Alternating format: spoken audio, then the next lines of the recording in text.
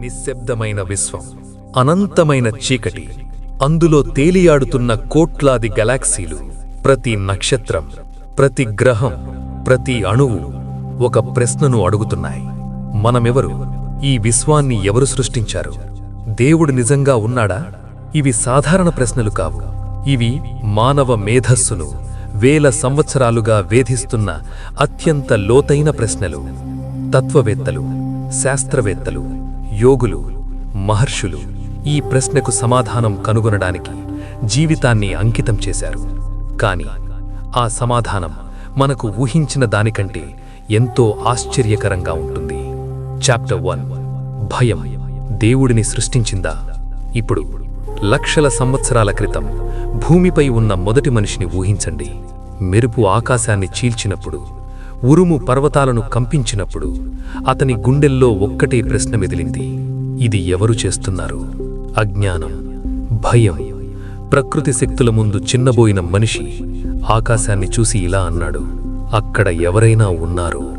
ఆకాశంలో మెరుపు మెరుస్తోంది, పర్వతాలను కంపించే ఉరుము, ఎగసిపడే వరదలు, అడవిలో గర్జించే జంతువులు.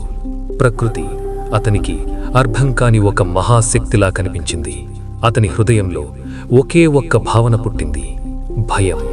ఆ భయాన్ని తగ్గించడానికి మనిషి ఒక ఊహను సృష్టించాడు. అతను ఆకాశాన్ని చూసి ఇలా అన్నాడు: మనల్ని నియంత్రించేది ఎవరో ఒకరు. అక్కడ నుంచే మొదటి దేవుళ్ళు పుట్టారు.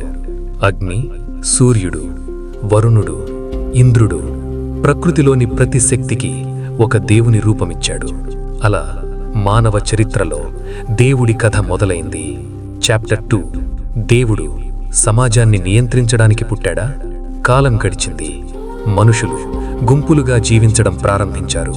కాని కొత్త సమస్యలు పుట్టాయి: లోభం, హింస, అన్యాయం. ఒకరినొకరు చంపుకుంటున్న మానవ సమాజాన్ని నియంత్రించడానికి ఒక ఆలోచన అవసరమైంది. అప్పుడు ఒక గొప్ప ఆలోచన పుట్టింది: మన మీద ఎవరో చూస్తున్నారు. నువ్వు తప్పు చేస్తే నరకం ఎదురు చూస్తుంది, మంచి చేస్తే స్వర్గం వస్తుంది. ఈ ఒక్క భావన మనిషి ప్రవర్తనను మార్చింది. అలా మతాలు పుట్టాయి, దేవాలయాలు నిర్మించబడ్డాయి, పవిత్ర గ్రంథాలు రాయబడ్డాయి.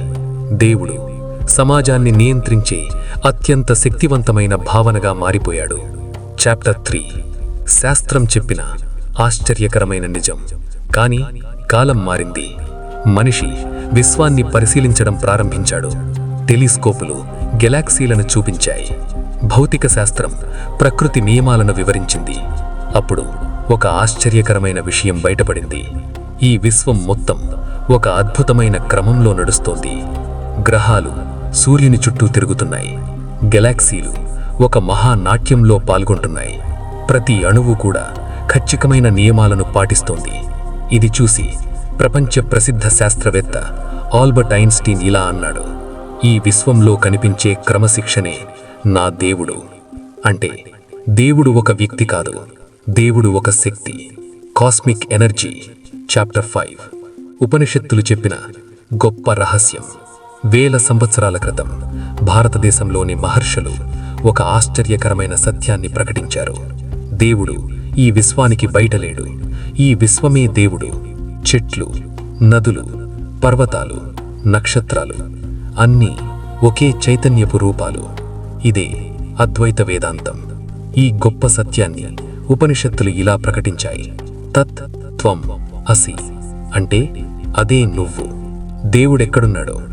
మనిషి దేవుణ్ణి ఎక్కడెక్కడో వెతికాడో, గుడ్లల్లో, పర్వతాల్లో, పవిత్ర నదులలో.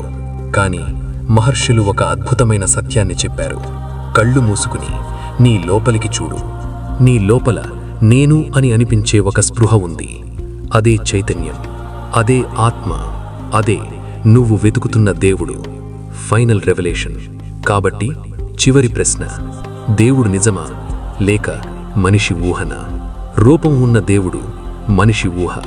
కాని ఈ విశ్వాన్ని నడిపించే శక్తి, నీ లోపల ఉన్న చైతన్యం, మనుషుల మధ్య ఉన్న ప్రేమ, అవి నిజం.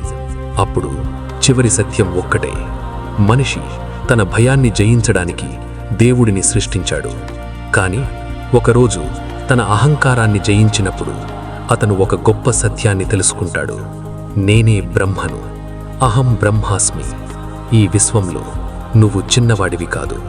నువ్వే ఈ విశ్వం, నువ్వే ఆ శక్తి, నువ్వే ఆ చైతన్యం, నువ్వే దేవుడు.